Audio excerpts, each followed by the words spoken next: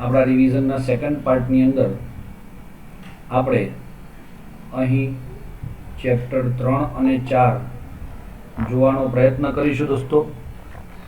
એમાંથી ચેપ્ટર 3ની વાતમાં વિદ્યુત રસાયણ, हाँ शुरुआत करिए આપણે। तो दोस्तों विद्युत रसायण इलेक्ट्रोकेमिस्ट्री अंदर સૌથી પહેલો ટોપિક વિદ્યુત રાસાયણિક કોષ 3.1 છે। વિદ્યુત રાસાયણિક કોષ પણ મારા ખ્યાલ પ્રમાણે આને ઓમિટ કરવામાં આવ્યો છે, છતાં પણ આપણે એને દોરવો જરૂરી છે દોસ્તો, એને સમજવો જરૂરી છે, એ હું તમને સમજાવીશ। તમને હવે આ થિયરી પૂછાવાની તો નથી, પણ આપણે એને સમજવી બહુ જરૂર છે, કારણ કે બેઝિક છે। ન સમજીએ તો પણ ચાલે, પરંતુ સમજવી બહુ આવશ્યક છે દોસ્તો। ચલો, આ પ્રકારનો આપણી પાસે કોષ હોય, આ છે એનોડ અને આ છે કેથોડ, સમજ પડે છે? ચાલો, હવે આ કોષની અંદર આપણે બે જુદા જુદા બીકરોમાં બે વિદ્યુત ધ્રુવો ડૂબાડેલા છે। એનોડ ઉપર ઝીંક ડૂબાડ્યો છે અને કેથોડ ઉપર સીયુ ડૂબાડ્યો છે। તો મિત્રો, આ રીતે જ્યારે આપણે એનોડ અને કેથોડ ઉપર, અને આ એમીટર છે અથવા તો ગેલ્વેનોમીટર લઈ શકો, જે શું કરે, વિદ્યુત પ્રવાહનું માપન કરે છે। તો દોસ્તો, જ્યારે આપણે આ પદાર્થને અથવા ઇલેક્ટ્રોન વિદ્યુત ધ્રુવોને આવી રીતે જોડેલા છે, ત્યારે એકચ્યુઅલી પ્રક્રિયા કેવી થાય છે? એનોડ ઉપર કઈ પ્રક્રિયા થાય? તો એનોડનું ઓક્સિડેશન થાય। તો આ Zn છે એ Zn+2 સ્વરૂપે દ્રાવણમાં પડે, તો આ Zn+2 બન્યો અને બે ઇલેક્ટ્રોન મુક્ત થાય। એ બે ઇલેક્ટ્રોન ઘૂમતા ઘૂમતા ફરતા ફરતા ક્યાં જાય? એનોડથી કેથોડ તરફ જાય, અને એના લીધે આપણે એમ કહી શકીએ કે ભાઈ તમારી આ ઓક્સિડેશન પ્રક્રિયા દરમિયાન બે ઇલેક્ટ્રોન ઉત્પન્ન થયા, એટલે આપણે કહીશું ઇલેક્ટ્રોનનો પ્રવાહ ક્યાં જાય? એનોડથી કેથોડ તરફ। ચાલો, ક્લિયર? હવે બીજી વસ્તુ, હવે આ ઇલેક્ટ્રોન ઘૂમતા ઘૂમતા અહીંયા આવે એટલે દ્રાવણમાં જાય, પણ દ્રાવણમાં ઓલરેડી કોણ હતું? સર, આ દ્રાવણ હતું આપણું CuSO4 નું, આ દ્રાવણ હતું ZnSO4 નું। તો દ્રાવણમાં ઓલરેડી Zn+2 અને SO4 -2, Cu+2 અને SO4 -2। તો દોસ્તો, તમને ખબર પડી જાય કે આ Cu જે છે, CuSO4 માં જે Cu+2 હતું એ આ બે ઇલેક્ટ્રોન મેળવી લે, Cu+2+2 ઇલેક્ટ્રોન ગિવ Cu, અને એ Cu અહીંયા જમા થાય, અને એના લીધે આ તમારો ઝીંકનો સળિયો જે છે એ ખવાય છે, કારણ કે તેનું ઓક્સિડેશન થાય છે, જ્યારે કોપરનો સળિયો વધે છે કારણ કે તેનું રિડક્શન થાય છે। એટલે આ કેથોડ છે, આ કઈ ઘટના કહેવાય? ઓક્સિડેશન અને રિડક્શન। ચલો, ક્લિયર થઈ જાય।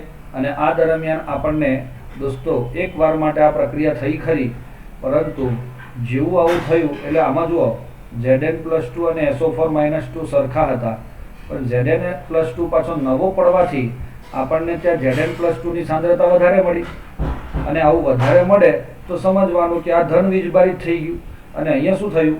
Cu+2 અને SO4 -2 ની સાંદ્રતા સરખી હતી, પરંતુ હવે જ્યારે અહીંયા તમારો વધારાનો Cu+2 એથી ચીપકી જાય તો બચ્યું કોણ? SO4 -2। તો અહીંયા બે વસ્તુ તમારું થાય છે, અહીં તમારો CuSO4 માંથી SO4 ની સાંદ્રતા વધે છે, અને ZnSO4 ની સાંદ્રતામાં Zn+2 ની સાંદ્રતા વધે છે। એટલે આ દ્રાવણ જે છે, દ્રાવણ A, બીકર A અને આ બીકર B, બીકર A એ ધન વીજભારિત બન્યું અને બીકર B ઋણ વીજભારિત બનીને આવું થાય તો આ પ્રક્રિયા અટકી જાય। આ ન અટકે એટલા માટે આપણે એની અંદર U આકારની નળી ઊંધી મૂકીએ છીએ, જેને આપણે ક્ષાર સેતુ કહીએ છીએ। સમજો, આ ક્ષાર સેતુના રૂના પૂંડા લગાવેલા હોય, એમાં કંઈક દ્રાવણ ભરેલું હોય, હા, NH4NO3, અથવા તો આપણે એમાં KNO3 પણ નાખી શકીએ છીએ। NH4NO3 અથવા શું નાખી શકીએ છીએ? KNO3 પણ નાખી શકીએ છીએ। અને હવે આમાં શું થાય છે? તો એમાં દોસ્તો SO4-2 જે વધારાના બચી જાય અહીંયા એક Cu+2 જાય એટલે એક SO4-2 અંદર એકલો રહી જાય, એ ઘૂમતો ઘૂમતો ક્યાં જાય? કેથોડ થી એનોડ બાજુ જાય. હા દોસ્તો, આથી આપણે શબ્દ વાપરીશું, જો ઇલેક્ટ્રોનનો પ્રવાહ, સમજો, ઇલેક્ટ્રોનનો પ્રવાહ એનોડ થી કેથોડ બાજુ જાય તો વિદ્યુત પ્રવાહ જે છે એ કેથોડ થી એનોડ બાજુ વહે છે.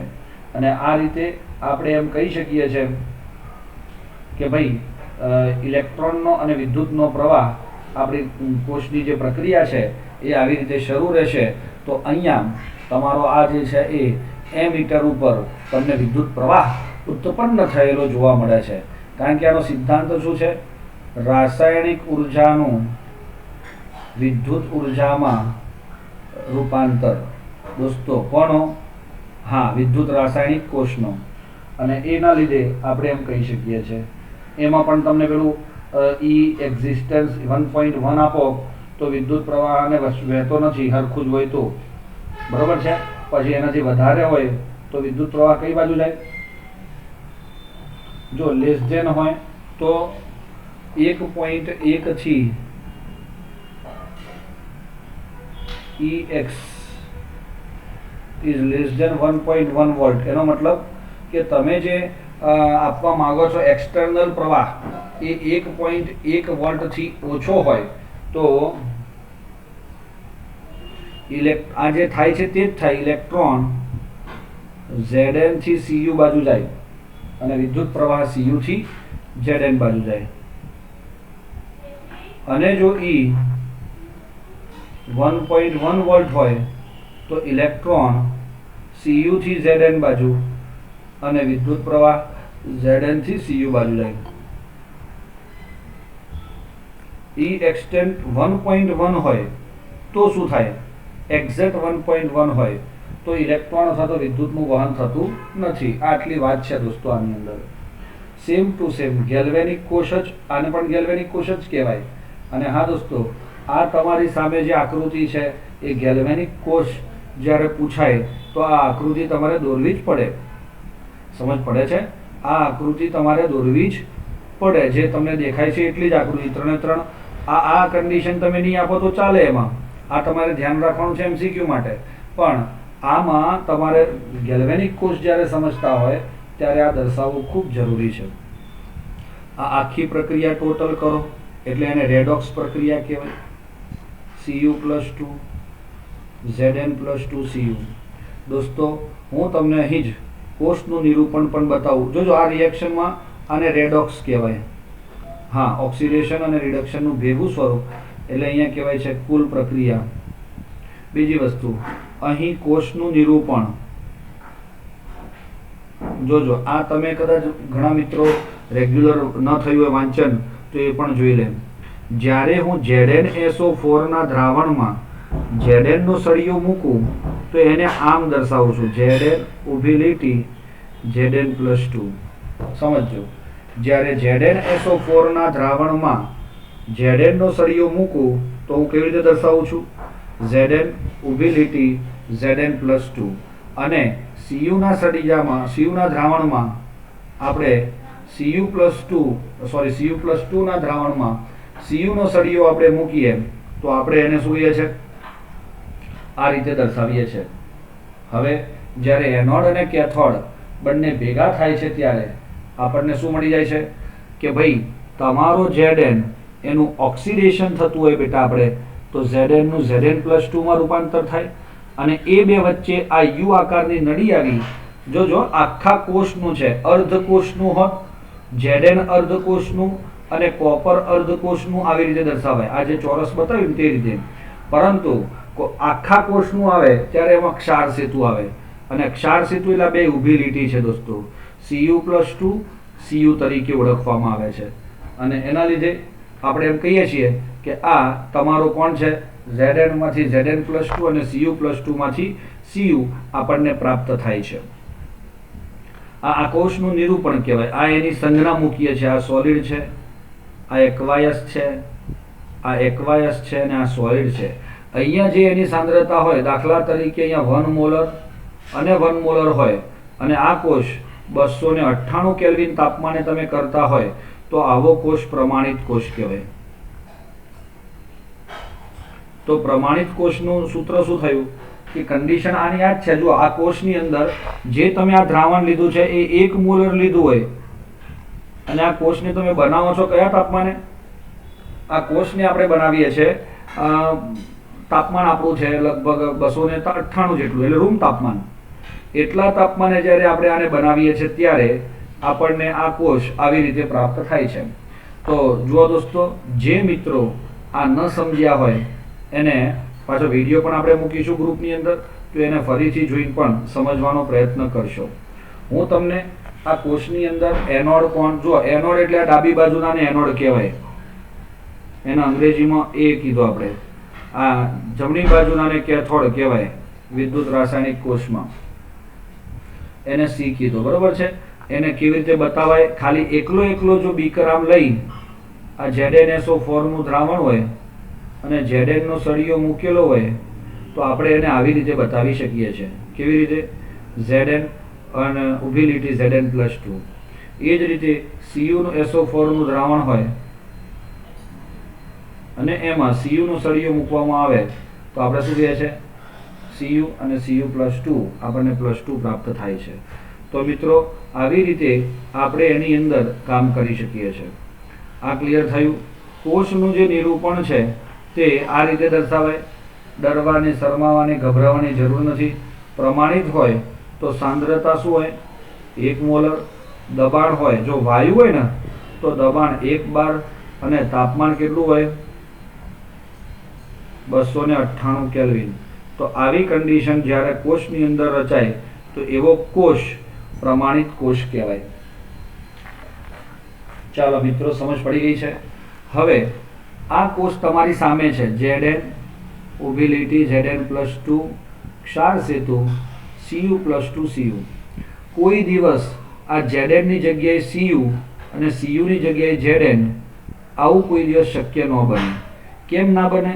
કારણ કે આમાં રિડક્શન પોટેન્શિયલને ધ્યાન પર લેવું પડે છે, જે આપણને EMF શ્રેણીમાંથી મળે છે. શેમાંથી મળે છે? EMF શ્રેણીમાંથી. ચલો હવે હું સૂત્ર શોધું છું. E cell બરાબર E0 રિડક્શન ઓફ કેથોડ. અહીંયા લખ્યું છે રાઈટ, તો રાઈટમાં કોણ હોય? કેથોડ જ હોય. Minus E0 left. લેફ્ટ એટલે કોણ હોય? ડાબી બાજુવાળો એનોડ જ હોય. તો આપણે એને એકચ્યુઅલી જો લખવો હોય તો આમ પણ ઘણીવાર લખીએ છીએ E0 Cu+2Cu. દોસ્તો આ Cu+2 માંથી Cu બતાવીએ છીએ. જોજો, +2 માંથી 0 એટલે ઓક્સિડેશન આંકમાં ઘટાડો, અને જો ઘટાડો બતાવતા હોય તો આ રિડક્શન કહેવાય. આનું આખા શબ્દોમાં શું બોલાય? પ્રમાણિત. આ પ્રમાણિત શબ્દ 0 ના કારણે છે. પ્રમાણિત રિડક્શન પોટેન્શિયલ. અચ્છા, પ્રમાણિત તો ખબર પડી, રિડક્શન કેવી રીતે ખબર પડી? Zn Cu+2 માંથી Cu બને છે એટલે રિડક્શન. પોટેન્શિયલ એટલે E. તો પ્રમાણિત રિડક્શન પોટેન્શિયલ હવે કોણ રહ્યો? ઓફ Cu, બરોબર છે. Minus E0 Zn+2 Zn. તો પ્રમાણિત રિડક્શન પોટેન્શિયલ ઓફ ઝિંક. તો સમજ પડે છે આપણને? એ બે વચ્ચેનો તફાવત એટલે આપણો પ્રમાણિત. આને શું કહેવાય? 0 એટલે પ્રમાણિત અને સેલ એટલે કે કોષ અને E એટલે પોટેન્શિયલ. તો દોસ્તો પ્રમાણિત કોષ પોટેન્શિયલ આવો શબ્દ આપણે વાપરીએ છીએ. આની વેલ્યુ તમને આપેલી હોય તો સારી બાબત છે, નહીતર આપણે એને યાદ રાખવી જોઈએ. યાદ રાખવી પડે, જોઈએ નહીં, પડે. Cu+2Cu નો રિડક્શન પોટેન્શિયલ છે ને એ 0.34 છે અને Zn+2 નો જે રિડક્શન પોટેન્શિયલ છે એ છે તમારો 0.76, પણ કેવો છે?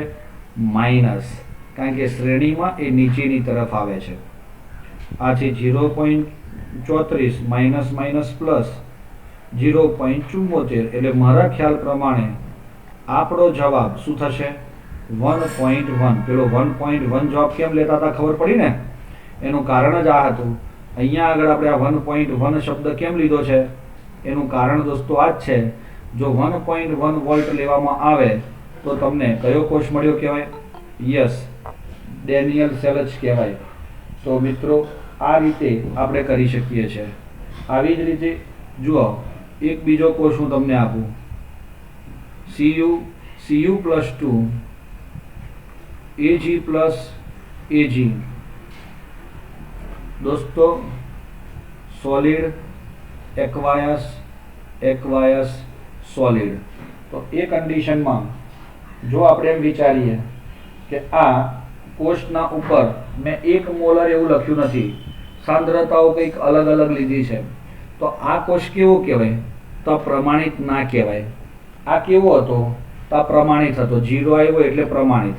પણ જે પ્રમાણિત ના હોય એવા કોષ માટે આપણે શું લખીએ? તો એવા કોષ માટે ઈ સેલ જ લખીશું. અને ઈ સેલ માટે આપણે એમ કહી શકીએ છીએ કે પ્રમાણિત રિડક્શન પોટેન્શિયલ ઓફ Ag. તો Ag+Ag minus Cu+2 Cu. Sir અમને એ જ ખબર નથી પડતી કે સર હું પહેલા Cu લખું કે પહેલા Ag લખું? આ નક્કી કોણ કરે? અહીંયા બી પહેલા Zn લખો કે પહેલા Cu લખો? દોસ્તો જે બે વિદ્યુત ધ્રુવોની તમે કમ્પેરિઝન કરતા હોય તો જેનો રિડક્શન પોટેન્શિયલ વધુ હોય તેને કેથોડ બનાવવાનો. સમજો, તે શું બનાવવાનો? કેથોડ. તો જેનો રિડક્શન પોટેન્શિયલ વધારે હોય તેને કેથોડ બનાવવો હોય તો તમારા Cu અને Zn માં Cu નું રિડક્શન પોટેન્શિયલ Zn થી વધારે છે. આથી આપણે શું કહીશું? તે કેથોડ તરીકે વર્તશે. ક્લિયર? અને એ આમાં કોપરનો વધારે છે ઝિંકની સરખામણીમાં, એટલે કોપર એ રિડક્શન પામે છે, એટલે રિડક્શન પોટેન્શિયલ એનો વધારે છે. અને આ Ag છે એ Cu ની સરખામણીમાં, આથી તે કેથોડ તરીકે Ag વપરાય છે. ચાલો દોસ્તો હું બતાવું તમને રિડક્શન પોટેન્શિયલ કોનો કેટલો છે. E0 Cu+2 Cu બરાબર 0.34 વોલ્ટ. E0 Ag+Ag બરાબર 0.80 વોલ્ટ. E0 Zn+2 Zn બરાબર -0.76 વોલ્ટ.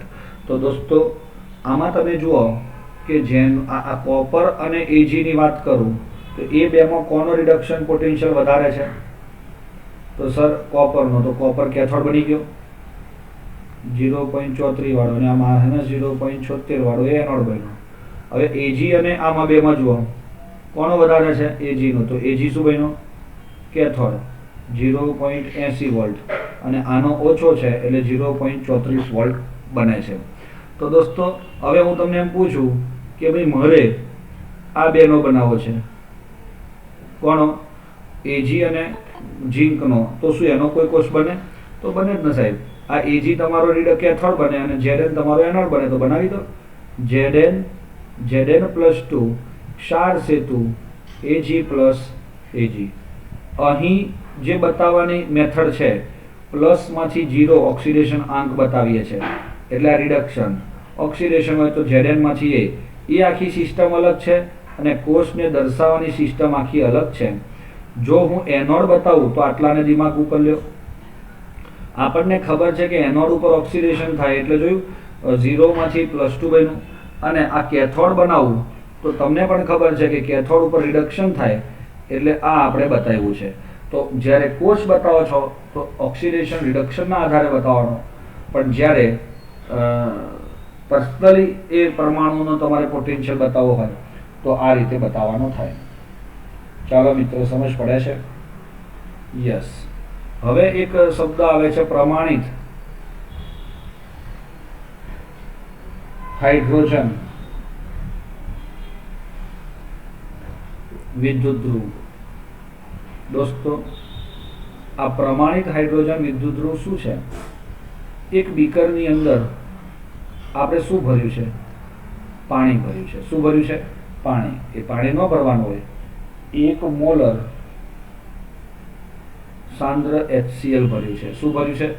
1 મોલર સાંદ્ર HCl ભરવામાં આવ્યું છે. હવે હા, એમાંથી H+ એને મળે કે નહીં? યસ, મળે ને.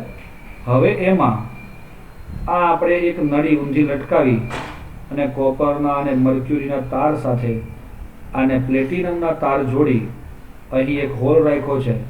ત્યાંથી આપણે H2 વાયુ પસાર કરીએ છીએ. 1 બાર જેટલો H2 વાયુ. આ શું છે? જેવી રીતે આપણે એમ કહેતા હતા કે આ એક દ્રાવણમાં ઝીંકનો સળિયો ઊભો કરીએ છીએ, એવી રીતે આ એક દ્રાવણમાં આપણે હાઇડ્રોજન વાયુને પસાર થતો હોય તેવો એક સળિયો ઊભો કર્યો છે. પણ સાહેબ, હાઇડ્રોજન વાયુ તો વાયુ છે, એનો સળિયો કેવી રીતે હોય? તો એનો સળિયો ના હોય, પણ એ પ્લેટિનમની સપાટી પર અહીંયાથી પસાર થાય છે. જુઓ, પ્લેટિનમની સપાટી પર પસાર થઈને પછી દ્રાવણમાં જાય, અને એ જેવો દ્રાવણમાં જાય એટલે હાઇડ્રોજન આની સાથે પ્રક્રિયા કરે, કેટલોક બહાર નીકળી જાય. તો શું થાય તે જુઓ. જો તે એનોડ તરીકે વર્તે આ પોતે, તો તમારો H2 જે છે એ H+ બને અને ઇલેક્ટ્રોન ગુમાવે. તો દોસ્તો સમજ પડે છે? ઓક્સિડેશન આંકમાં વધારો થાય અને આ રીતે મળે. જો તે કેથોડ તરીકે વર્તે તો H+ માં એટલે કે દ્રાવણમાંથી H+ 1 ઇલેક્ટ્રોન મેળવી અને H2 બનાવે છે. આમ દોસ્તો, આ 1/2 H2 અને 1/2 H2 કરો એટલે બેલેન્સ થાય. આ ગેસ, આ એક્વાયસ, આ ગેસ અને આ એક્વાયસ. સમજ પડે છે? તો અહીંયા 1/2 H2 gas plus H+ aqueous gives H+ aqueous plus 1/2 H2 gas. આ રીતની આખી કોષની પ્રક્રિયા તમારી થાય દોસ્તો. મિત્રો, તમને ખબર પડે છે? હા, આ તો એ પોતે જ એકલો એનોડ કેથોડ બંને તરીકે વર્તે ત્યારની વાત છે. હા, એટલે આની કોષ પ્રક્રિયા આવી કદી ના લખાય, કારણ કે આ તો બધું ઉડી જાય. ચલો, હવે આ કોષને, આ જ કોષને હું કોઈ અન્ય કોષ સાથે જોડું, દાખલા તરીકે ઝીંક સાથે જોડું, તો આનો પ્રમાણિત રિડક્શન પોટેન્શિયલ હોય કે ઓક્સિડેશન પોટેન્શિયલ હોય? એ તો આપણે 0.0 સ્વીકાર્યો છે કે નહીં? એનો પ્રમાણિત ઓક્સિડેશન પોટેન્શિયલ 0.0 સ્વીકારવામાં આવ્યો છે. અને આના લીધે આપણે એમ કહી શકીએ છીએ કે તે શેના તરીકે વર્તશે? આ 0.76 માઇનસ છે, તો તમારો H2 એ કેથોડ તરીકે વર્તે, અને આ ઝીંક હોય તો એની સાથે જોડી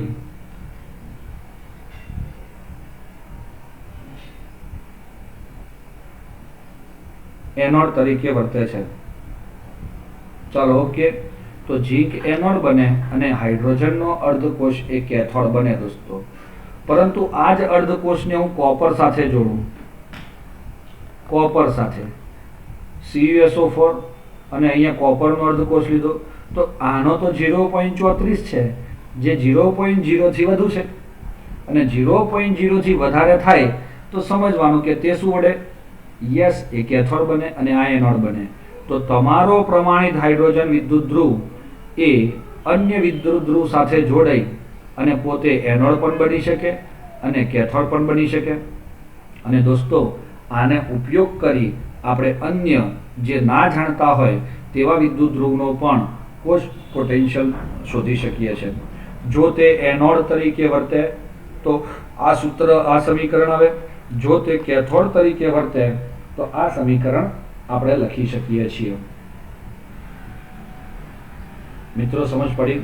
એટલે જુઓ, આનું નિરૂપણ કેવી રીતે થાય, હું આની વાત કરું છું અત્યારે. આ આટલાને આને મને બતાવવો હોય તો પ્લેટિનમ બતાવ્યો છે. જુઓ, પ્લેટિનમ, હા સાહેબ, તો પ્લેટિનમ એ નિષ્ક્રિય વિદ્યુત ધ્રુવ છે.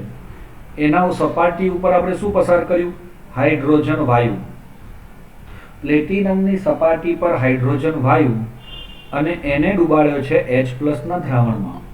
તો આ રીતે દોસ્તો આપણે આખા જે કોષ છે તમારો અર્ધકોષ હાઇડ્રોજન, પ્રમાણિત હાઇડ્રોજન અર્ધકોષ એ નું નિરૂપણ આ રીતે કરાય. આ પ્રકારે કરાય અને H+ H2 PT આમ પણ થાય. હવે એ Zn સાથે જો કરું તો દોસ્તો Zn માં Zn એનોડ બને અને એ કેથોડ બને. તો કોષનું નિરૂપણ આમ લખાય Zn+2. તો એ પોતે કેથોડ તરીકે વર્તે છે કારણ કે તારે તમારે રિડક્શન બતાવવાનું અને આ એનોડ તરીકે વર્તે છે.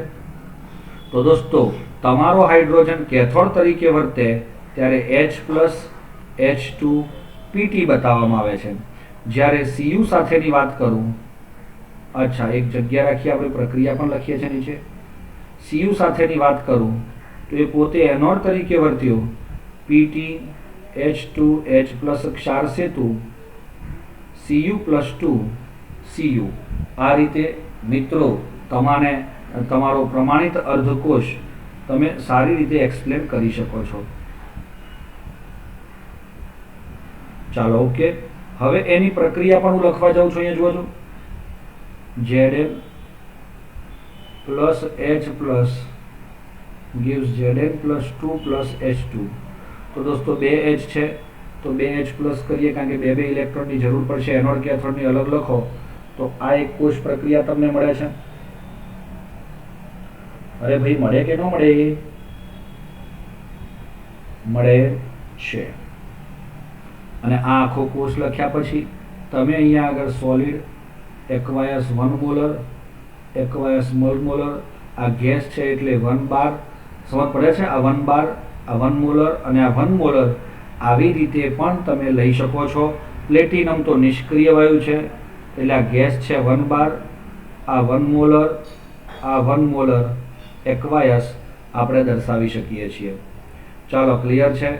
અને હવે આને મારે નિરૂપણ બતાવવું હોય તો H2 કેવી રીતે લખાય તે H2 માંથી H+ અને ઇલેક્ટ્રોન 2H+ 2 ઇલેક્ટ્રોન Cu+2 માંથી 2 ઇલેક્ટ્રોન મેળવી Cu બનાવે છે.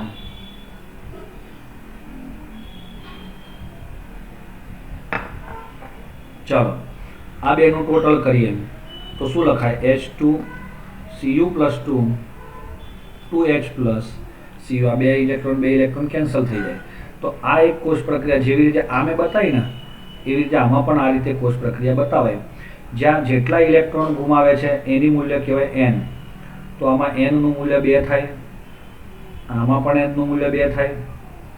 સમજ પડે છે? હા દોસ્તો, કોષ પોટેન્શિયલ એનો 0 સ્વીકારવામાં આવ્યો છે. અને હવે તમને એમ પૂછે છે કે ભાઈ તમે પ્લેટિનમ સાથે જ્યારે બ્રોમિન સાથે જ્યારે પ્રક્રિયા કરો છો ત્યારે તમારા અર્ધકોષ એમાં ચલો હાઇડ્રોજન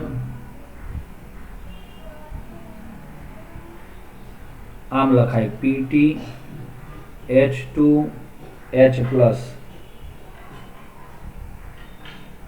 1 બાર 1 મોલર. હવે એવી રીતે બ્રોમિન વિદ્યુત ધ્રુવ માટે શું લખાય તો Pt Br2 Br- એ કઈ થોડો પ્લસ બને છે. Br2 પ્લસ બને, Br2 માંથી Br બને તો પ્લસ ના બને કારણ કે એ તો ઇલેક્ટ્રોન મેળવવાની વૃત્તિ છે. એટલે એનો કોષ અર્ધકોષ આ પ્રકારે આપણે દર્શાવી શકીએ. આની પ્રક્રિયા કોઈ પૂછે H2 gives H++ ઇલેક્ટ્રોન. જો આનું કોઈ પૂછે તો તમે શું લખશો Br2 gives Br- વત્તા ઇલેક્ટ્રોન. આવી ભૂલ તમે કરો છો દોસ્તો. બહુ માર્કિંગ કરી લેજો તમે કે તમારે આ ભૂલ કરવાની નથી. H2 માંથી H+ થાય છે ત્યારે તો આ બરોબર છે, ચલો સમજાઈ ગયું મને. પણ Br2 માંથી Br- બને, ચલો બની ગયો. તો એને શું કર્યું? ઇલેક્ટ્રોન ગુમાવ્યો કે ઇલેક્ટ્રોન મેળવ્યો? એટલે આવું ના થાય. થાય કેવું? Br2 એ એક ઇલેક્ટ્રોન મેળવી અને Br- બન્યો અને એના લીધે 2 Br- અને 2 ઇલેક્ટ્રોન થાય. તો દોસ્તો તમને સમજ પડી રહી છે? હા કે ના? પડવી જોઈએ.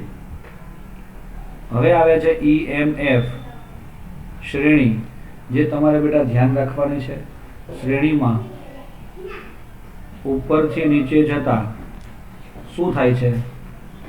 રિડક્શન પોટેન્શિયલ ઘટે છે. ભાઈ ખબર પડે છે? ઉપરથી નીચે જતા રિડક્શન પોટેન્શિયલ ઘટે છે. જો રિડક્શન પોટેન્શિયલ ઘટે તો આપણે એક વસ્તુ કીધું છે, રિડક્શન પોટેન્શિયલ ચલે છે 1 રિડક્શન કરતા, એટલે આપણે શું કહીશું, રિડક્શન કરતા ગુણ વધે છે, ચલે છે ઓક્સિડેશન કરતા, તો શું લખશો, ઓક્સિડેશન કરતા ગુણ ઘટે છે. આ વસ્તુ નીચેથી ઉપર જાઓ તો શું થવાનું, રિડક્શન પોટેન્શિયલ વધે છે, રિડક્શન કરતાનો ગુણ ઘટે છે અને ઓક્સિડેશન કરતાનો ગુણ વધે છે. Simple logic. તમારે આ એક ફોર્મ્યુલા યાદ રાખો એટલે એને ઇઝીલી તમે લખી શકશો. એમાં H2H+ નું મૂલ્ય 0.0 વોલ્ટ છે. જુઓ, એની ઉપર આ શ્રેણીમાં બધા પોઝિટિવ છે અને એની નીચે બધા નેગેટિવ છે. અને આ શ્રેણીમાં જે ઉપર હોય તે શું બને, એનોડ કે કેથોડ, કેથોડ બને, નીચેનો એનોડ બને. ચલો તો પણ એક આ થઈ જાય. ત્યારબાદ આપણને એમ પણ કહેવામાં આવે કે ભાઈ નીચેના વિદ્યુત ધ્રુવ દ્વારા ઉપરનાના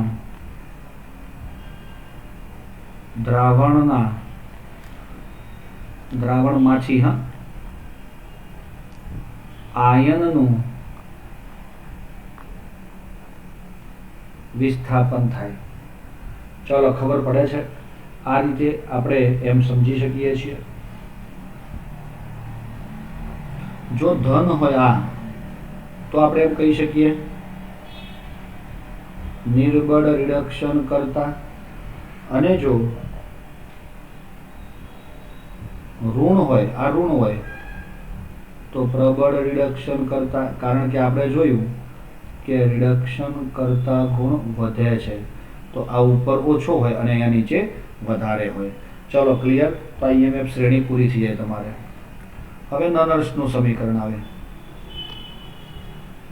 નનર્સના સમીકરણ માટે આપણે એટલું જ કહીએ છીએ તમને કે એ કોઈ પણ ઘટક માટે m+n વત્તા n electron gives n solid, aqueous અને સોલિડ, એના માટે નનર્સ તે રિડક્શન પોટેન્શિયલનું સૂત્ર આપ્યું છે.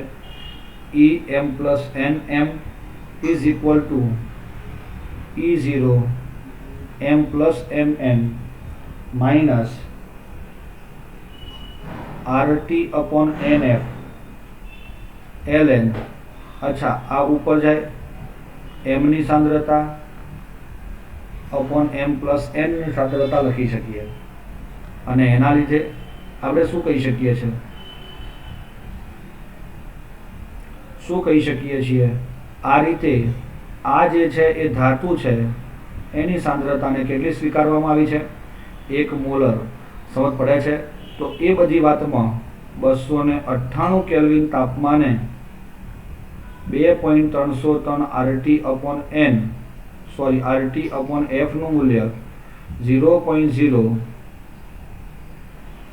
કેટલું મળે છે, 0.059 મળે છે.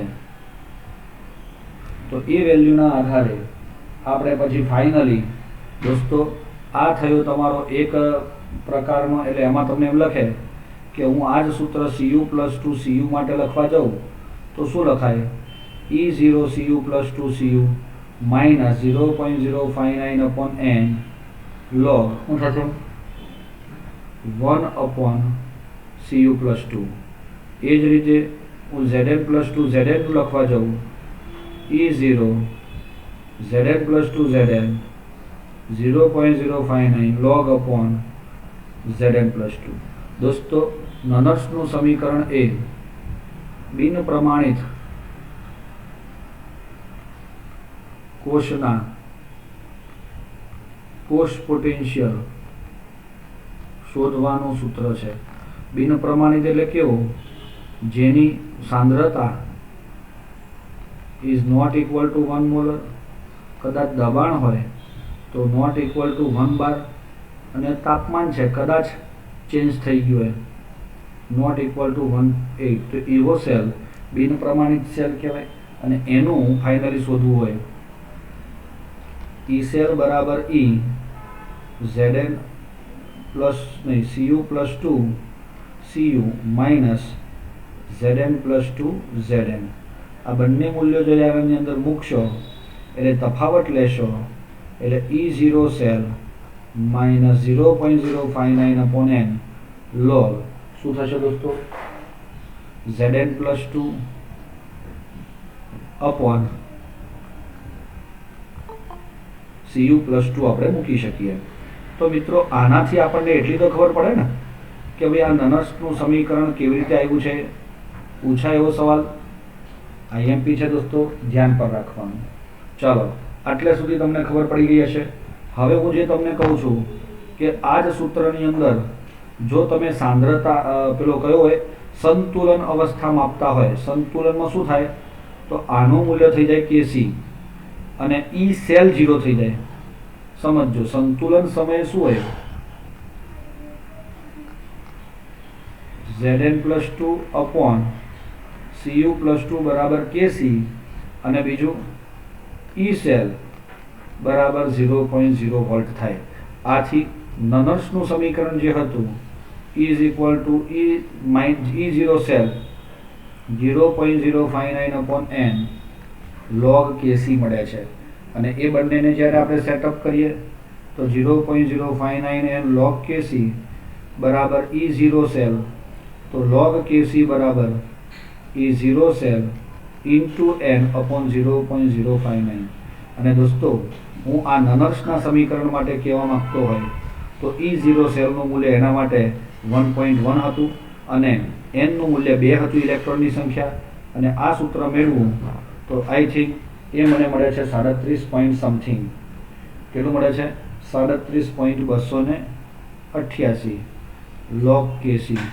તો Kc બરાબર 10⁻37 તો થવાનો જ છે, કારણ કે આ દશાંશ ચિહ્નની આગળ આવે છે, લોગમાંથી એન્ટીલોગ બને છે, ત્યારે આપણે એ વાત સમજી શકીએ છીએ.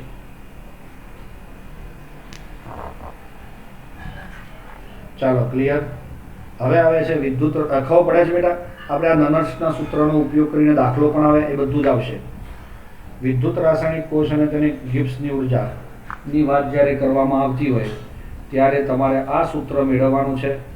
ડેલ્ટા G0 બરાબર શું લખાશે માઇનસ NF E0 સેલ. એક આ સૂત્ર મેળવવાવાળું જે 3.3.2 છે એ પણ એક ઇમ્પોર્ટન્ટ થિયરી છે દોસ્તો. 3 માર્ક્સ સુધી પહોંચી શકાય તો કંઈ છે નહીં. સૌથી પહેલાં ડેલ્ટા જીને બિન પ્રમાણિત અવસ્થામાં લખ્યું, પછી એને સ્પેશિયલી ગિબ્સ માટે લખ્યું. કોના માટે તો ડેનિયલ સેલ માટે nનું મૂલ્ય 2 લઈને કીધું, પણ એના જ સમીકરણને આપણે અન્ય 2 વડે ગુણીએ આખા સમીકરણને તો જુઓ nની રચના 4 મૂકી. બધી જ સ્પીસીઝની સાંદ્રતા 1 હોય તો આપણને પ્રમાણિત સ્વરૂપે મળે છે. અને છેલ્લે એનું સૂત્ર આવું પણ મળ્યું છે માઇનસ RT/ln K. આ યાદ છે ને, સંતુલન અચળાંક અને મુક્ત ઉર્જામાં થતા ફેરફાર વચ્ચેનો સંબંધવાળું સૂત્ર એ આપણને આ મળી ગયું છે. તો મિત્રો આ રીતે આપણે કરી શકીએ. એનો દાખલો પણ છે. જુઓ દાખલામાં કંઈ છે નહીં, વિદ્યુત ધ્રુવની અંદર તમને મળે છે જેમાં 1.1 વોલ્ટ છે અને પ્રમાણિત ગિબ્સની ઉર્જા આપી દીધી છે, શોધવાની છે ડેલ્ટા G. તો બધું જ વેલ્યુ, પણ હા તમારો F જે છે એ ફેરાડે કોન્સ્ટન્ટ છે 96487 કુલમ આપણે એને લેવાનો છે. કુલમ ઇન્ટુ મોલ ઇનવર્સ પર મોલ કહેવાય. ચાલો દોસ્તો સમજ પડે છે. તમારા એની અંદર દાખલા પણ છે. આ ઇમ્પોર્ટન્ટ દાખલા છે દોસ્તો, સમજશો ખાસ. અને જુઓ pH બરાબર 3.4 ની વાત કરું, દાખલો pH 10 હોય તો સંપર્કમાં આવતા હાઇડ્રોજન વિદ્યુત ધ્રુવનો પોટેન્શિયલ, તો દોસ્તો pH બરાબર 10 હોય તો H પ્લસની સાંદ્રતા કેટલી થાય 10⁻−10 મોલર થાય. તો એની તમારે હાઇડ્રોજન વિદ્યુત ધ્રુવનો પોટેન્શિયલ શોધવો હોય તો શું કરશો, હવે રિડક્શન જ બતાવશો અહીંયા. H પ્લસ વત્તા ઇલેક્ટ્રોન gives H2. હા કે ના? તો એના આધારે તમારા સૂત્રમાં H પ્લસ H2 બરાબર 0H plus H2 minus 0.059 upon n log H2 ની સાંદ્રતા અપોન અહીંયા આગળ 2 કરવા છે કે 1 કરવા છે? આ એક જ છે તો એ 1 કરો તો 1/2 થઈ જાય. તો અહીંયા 1/2 એટલે 1/2 ઘાત થાય, પણ એનો એક જ વર્ગ બહાર લઈ લઈએ તો આ જે છે એ તમને આ તો 0 થઈ જાય કારણ કે આની વેલ્યુ 0 હોય. 0.059 અપોન 1 log 1 અપોન 10⁻⁻10 ઉપર જાય તો 10⁻+10 થઈ જાય અને આ 10 આગળ આવી જાય તો સીધી વાત છે દોસ્તો 0.059 ઇન્ટુ 10 તો એ છે 0.59. ખબર પડે છે? આ થાય વોલ્ટ, આ એનો જવાબ થાય. તો બસ આટલું તમને pH આપ્યું છે તો H પ્લસની સાંદ્રતા તમને પ્રાપ્ત થઈ જાય છે. સીધી ગણતરી. એ જ રીતે 3.5 તમે જુઓ કે નીચે આપેલી કોષની પ્રક્રિયાનો EMF ગણવાનો છે તો તમારે પાછું આ નનર્સનું સૂત્ર વાપરવાનું છે. આખી પ્રક્રિયા હોય તો E સેલ બરાબર E0 cell minus 0.059 upon n log કોણ આવે છે? ઉપર Ni+2 અપોન નીચે Ag પ્લસની સાંદ્રતાનો વર્ગ. બસ આ સૂત્રમાં તમારા n બરાબર 2 મૂકવાના. આની સાંદ્રતા Ni ની આપી છે 0.160, Ag પ્લસની 0.02 છે એનો વર્ગ મૂકો. આ બધાનો ગુણાકાર ભાગાકાર સરવાળો બાદબાકી લોગ કરો. E0 સેલ બી આપ્યો છે તમને 1.05 તો તમને E સેલ મળી જાય. જો ગણતરી હરખી નહીં આવડે તો ખોટું પડશે. તમને એવો ક્વેશ્ચન થાય કે સાહેબ તમે આ E0 સેલ વાળું સૂત્ર મૂક્યું, આમાં કેમ આવું અધૂરું મૂક્યું? તો આ અર્ધકોષની વાત ચાલે છે. અહીંયા માત્ર H પ્લસની વાત કરી છે, એને કોની સાથે જોડ્યો છે એવી કોઈ ચર્ચા કરવામાં આવી નથી. એટલે આપણે જ્યારે અર્ધકોષનું સૂત્ર આવે ત્યારે આ સૂત્ર મૂકીને આપણે આગળ વધવાનું થાય. ક્લિયર છે? અને છેલ્લો તો તમારો આ સેમ જ છે. આ 2 સૂત્રો વાપરવાના છે એમાં. આ બતાવે તે પહેલા સૂત્રમાં જુઓ નીચેનાનો EMF ગણો. E0 સેલ આપેલો છે એટલે આપેલો છે તો પ્રમાણિત ડેલ્ટા G શોધવાનો છે તો આ શોધી નાખશો. n નું મૂલ્ય 2 લઈ લેવાનું અને F છે તમારો 96,487 તો તમને જે મળે એ જૂલ મળી જાય. અને એ જૂલની અંદર આપણે શું મૂકીશું? આ સૂત્રમાં મૂક્યો અને આને આમ લાવી ln ને દૂર કરી 2.303 લાવશો અને Kc એન્ટીલોક કરીને શોધી નાખશો. 3.4 વાળો ટોપિક કમ્પ્લીટલી નિગ્લેક્ટ કરવામાં આવ્યો છે. આખો જ 3.4 દોસ્તો એમાં દાખલા પણ આવી ગયા. કોયડો 3.4, 3.5, પછી વાહકતા અને મોલર વાહકતા, સાંદ્રતા સાથેનું વિચરણ એ પણ નિગ્લેક્ટ છે. એનું 3.6 અને એ પણ દાખલો બહુ જે છે એ પણ કાઢી નાખવામાં આવ્યો છે. ઉપરાંત કોહલ-રોસનો નિયમ પણ કાઢી નાખવામાં આવ્યો છે. અને આના જે દાખલા છે ને 3.7, 8, 9 એ પણ એની અંદર નીકળી જાય દોસ્તો. આપણને કોઈ ખાસ ચોખવટ કરેલ નથી કે દાખલાનું શું કર્યું છે, પણ ટોપિકના બધા મુદ્દા કાઢ્યા છે એટલે કદાચ કાઢી શકે, પણ આપણી રીતે આપણે આવા દાખલાઓની તૈયારી રાખવાની દોસ્તો. ઓકે. હવે વિદ્યુત વિભાજન કોષ કોને કહેવાય? આ તો કેન્સલ. હવે આવે 3.5. તો દોસ્તો વિદ્યુત વિભાજનની અંદર આપણને એમ પૂછવામાં આવે કે માઇકલ જનરલ છે દોસ્તો કે જ્યારે શું કર્યું છે આની અંદર?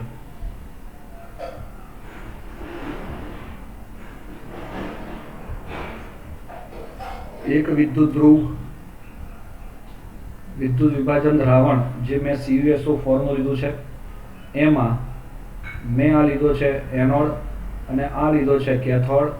અને આ એનોડ છે કોપરનો અને આ કેથોડ પણ કોપરનો છે, પણ આ એનોડ અશુદ્ધ છે અને આ કેવો છે?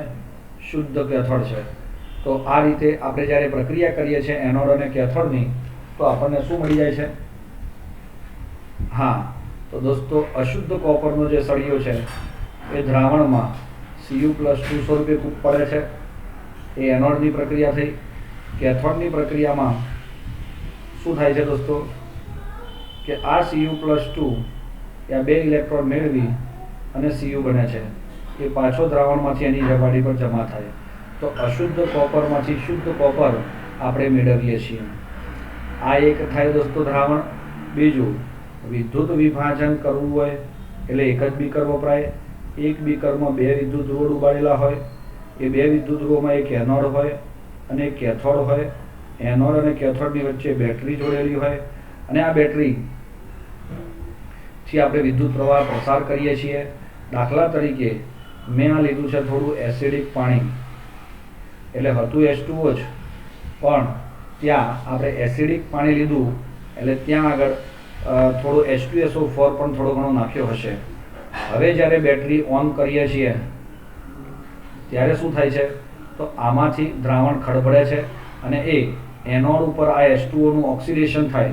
તો H2O નું ઓક્સિડેશન થાય તો તમને શું મળે?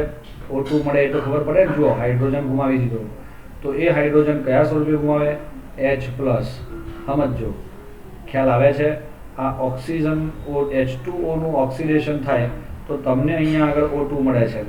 આ જ રીતે તમે H2O ક્યારે કેથોડ તરફ જાય, કારણ કે બંને પ્રોસેસ તો થવાની, અને દ્રાવણમાં પાણી જ છે એટલે પાણી કેથોડ પર જાય એટલે ઇલેક્ટ્રોન મેળવી અને એનું રિડક્શન થાય તો H2O નું રિડક્શન થાય તો H2 મળે અને OH માઇનસમાં રૂપાંતર થાય છે.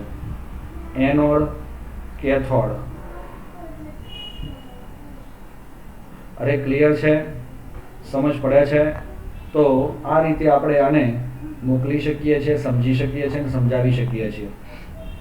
તો મિત્રો આ પ્રકારે આપણે H2O 2 છે, 2 કરી દઈએ તો 4H+ અને 4 ઇલેક્ટ્રોન થાય, અને અહીંયા સામે પણ 4 કરો તો 4OH- થાય તો 4 પાણીની જગ્યાએ 4 H2O. તો આ રીતે પણ આખી પ્રક્રિયા આપણે સંતુલિત અવસ્થામાં સમજી શકીએ છીએ. એ જ રીતે મિત્રો હું તમને આપું છું NaCl નું દ્રાવણ. એક એનોડ અને કેથોડ મૂક્યા છે આપણે, અને અહીંયા NaCl નું પીગલિત દ્રાવણ છે, લિક્વિડ લીધું નહીં.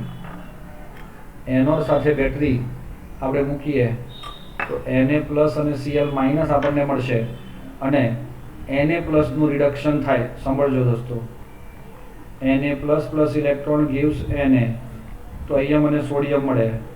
Cl- માંથી Cl2 બને, તો Cl- એ Cl2 બની અને ઇલેક્ટ્રોન ગુમાવે છે, અને એના લીધે આપણને શું મળ્યું? આ 2 ઇલેક્ટ્રોન. જો 2 ઇલેક્ટ્રોનના આધારે જવું હોય તો 2 કરી નાખો. એવું આમાં જરૂરી નથી કે તમારે ઇલેક્ટ્રોન બેલેન્સ કરવા જ પડે. ક્લિયર? પણ હા, તમારી રાસાયણિક પ્રક્રિયામાં એનોડ અને કેથોડ થાય છે તે તમને ખબર પડવી જોઈએ, અને એ રીતે આપણને અહીંયા નિપજો મળે છે. આ જ રીતે દોસ્તો હું ત્રીજું એક લઈ લઉં.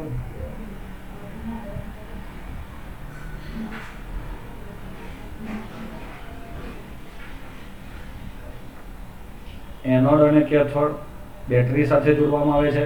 તો એના આધારે આપણે એમ કહી શકીએ છીએ, જો અહીંયા હું સાંદ્ર NaCl લઉં તો શું થાય? સાંદ્ર NaCl લીધો હોય તો Na+,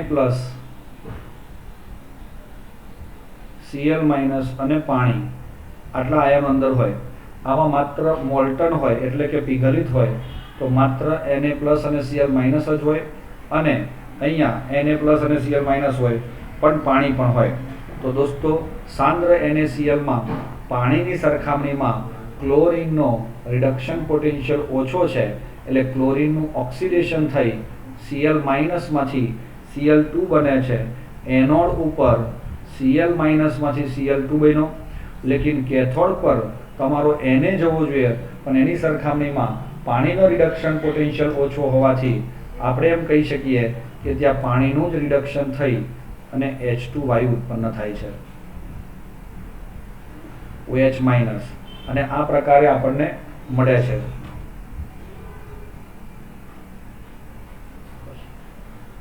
ઓકે, તો અહીંયા H2 મળ્યું દોસ્તો. આ દરેક નિપજ તમારે યાદ રાખવાની છે, અને આ ત્રીજી આકૃતિ પણ હું તમને અહીંયા જ બતાવી દઉં કે જો આપણે આ દ્રાવણોની અંદર શું લઈએ કે ભાઈ હું લઉં છું પાછું એનોડ અને કેથોડ અને બેટરી જોડી દીધી છે, પણ આ દ્રાવણમાં મેં લીધું છે NaCl aqueous, એટલે બહુ જ ઓછી સાંદ્રતા હોય તો ત્યાં માત્ર પાણીનું જ ઓક્સિડેશન થાય, અને જે આની જે પ્રોસેસ હતી આ જ પ્રોસેસ આની અંદર જોવા મળે.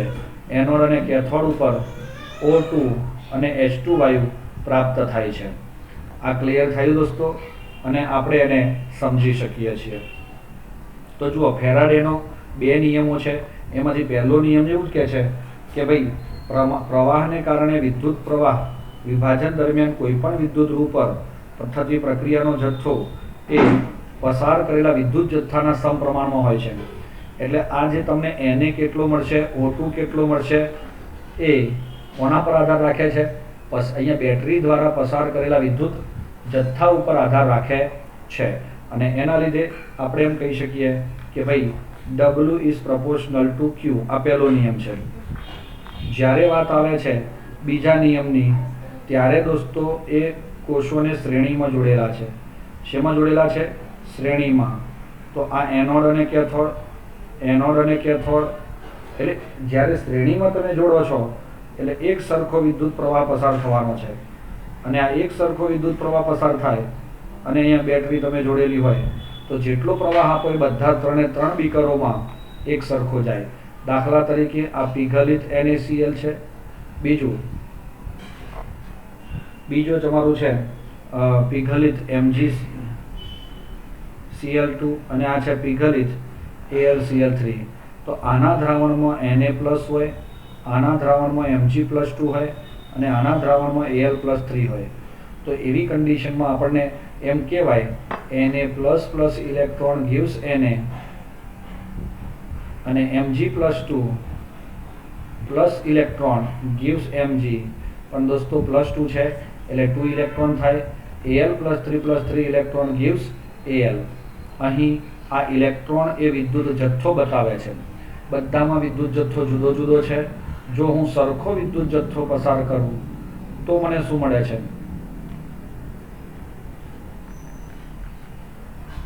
તો દોસ્તો આપણે જોઈ શકીએ છીએ, આપણને મળ્યો Na, અહીંયા મળ્યો Mg અને અહીંયા મળ્યો Al. પણ એક ઇલેક્ટ્રોન જ પસાર થાય તો આ 1 મોલ, આ 1/2 મોલ અને આ 1/3 મોલ. આ રીતે આપણે એમ પૂછીએ કે Na, Mg અને Al નું કોઈ પ્રમાણ પૂછે તો 1:1/2 1/3 મળે. 1/3 એટલે 3 દુ 6 લસા લઈ લો, 6:3:2 મળે આપણને. એટલે Na ના 6 મોલ મળે તો એની સામે Mg ના 3 મોલ મળે અને એલ્યુમિનિયમના 2 મોલ મળે. આ સમજાવે છે તમને કોનો નિયમ? યસ, ફેરાડેનો બીજો નિયમ. ક્લિયર દોસ્તો? એની નિપજોની ચર્ચા જે છે ને 5.3.5.1 પણ આની અંદર સમાવેશ થઈ ગયો. આ આગળ જે ચર્ચા કરી એમાં આવી ગયું.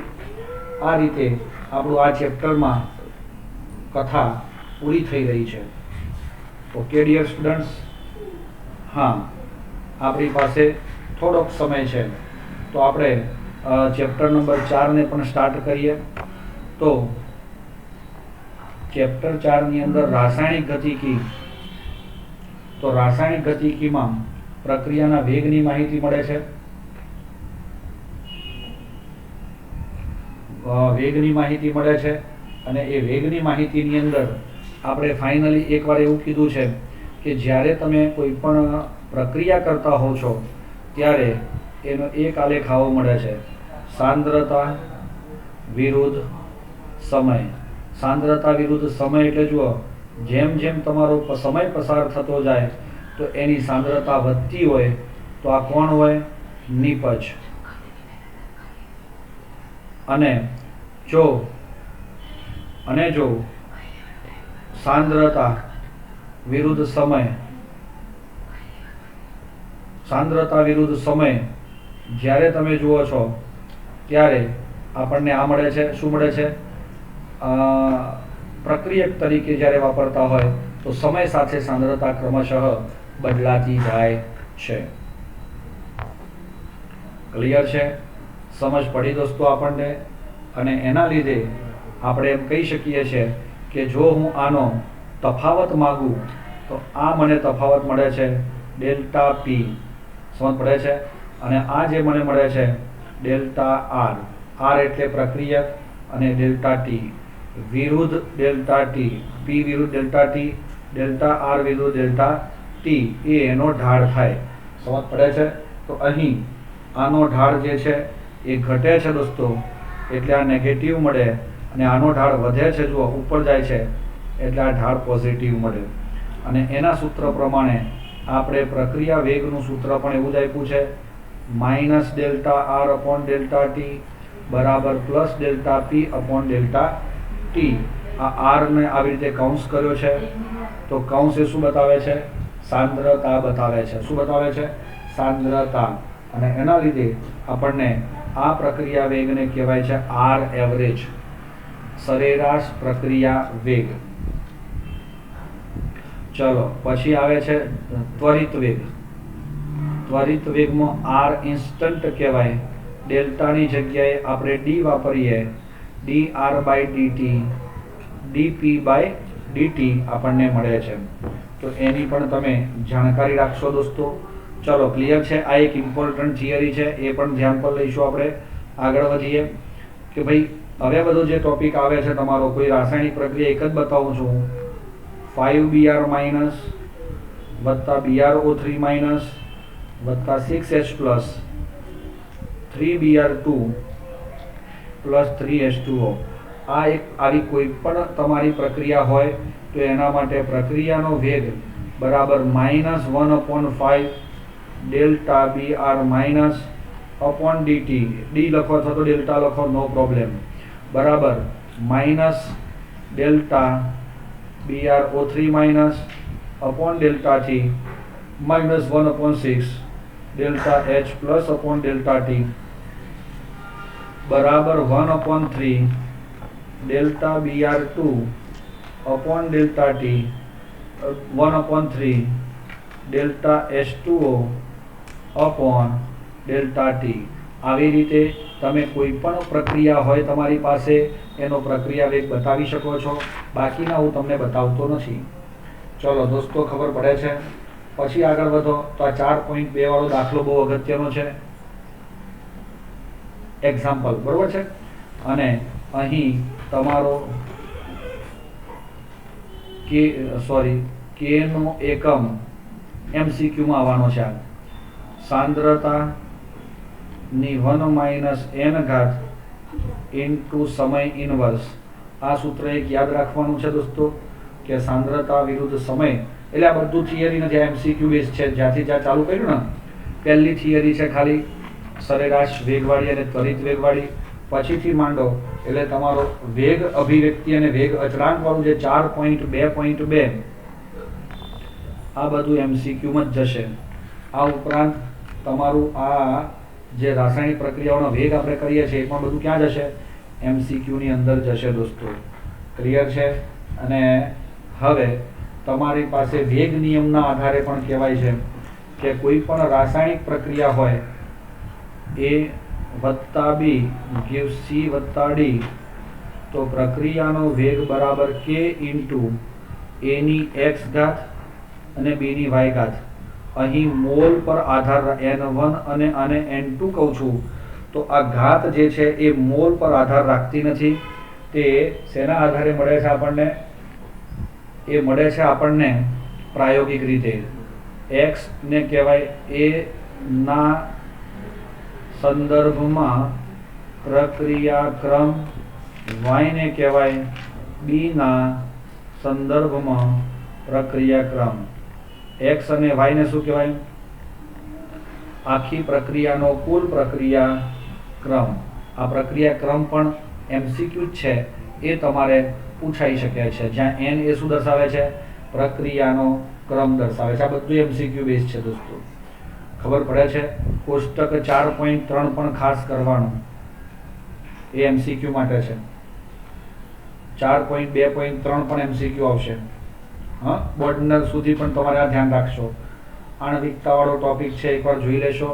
બે પરમાણુ, બે અણુ જ્યારે જોડાય, એક જ અણુ જ્યારે જોડાતો હોય પ્રક્રિયા દરમિયાન, તો આપણે એને એક આણવીય કહીશું. બે HI જોડાતા હોય તો H2 અને I2 બને છે, એટલે એને દ્વિઆણવીય પ્રક્રિયા કહીશું. અને 3 જોડાતા હોય, 2 NO વત્તા O2 તો NO2 2 મોલ, તો આ 2 અને 1 3, એટલે આને ત્રિઆણવીય પ્રક્રિયા કહેવાય. પ્રક્રિયાઓ પ્રાથમિક હોય અને સંકીર્ણ હોય. પ્રાથમિક એટલે કેવી? એટલે પ્રારંભિક, જેના એક જ તબક્કામાં પ્રક્રિયા થાય, એક કરતાં વધુ તબક્કામાં પ્રક્રિયા થાય અને એક જ તબક્કામાં પ્રક્રિયા થાય તો પ્રક્રિયકના મોલ એ જ તેનો પ્રક્રિયા ક્રમ થાય.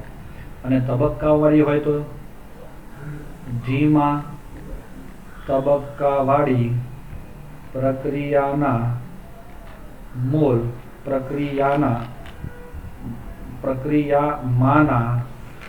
પ્રક્રિયકના મોલ એ પ્રક્રિયા ક્રમ થાય. સમજ પડે છે?